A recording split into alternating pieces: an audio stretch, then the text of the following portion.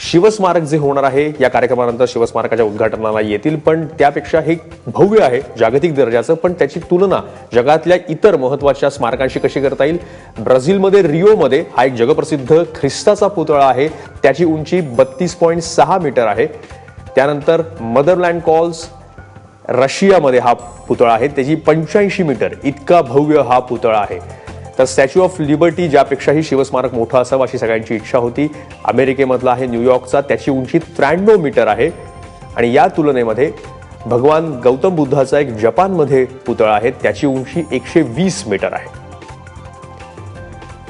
चीनमध्ये सुद्धा भगवान बुद्धांचा एक पुतळा आहे, तो 153 मीटर उंच इतका भव्य आहे. आणि जो सरदार सरोवरामध्ये सरदार वल्लभभाई पटेल यांचा पुतळा बनतो आहे गुजरातमध्ये, त्याची उंची 182 मीटर आहे.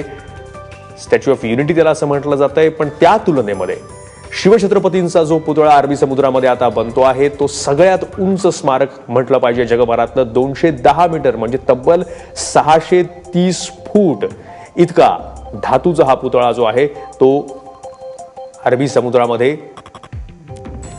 स्थानापन्न होणार आहे. त्यामुळं केवळ आपण त्यांच्यावर आता नजर टाकली स्क्रीनवर तरी सुद्धा किती भव्य असेल तुलनेमध्ये याचा एका दृष्टिक्षोभात आपल्याला अंदाज येईल.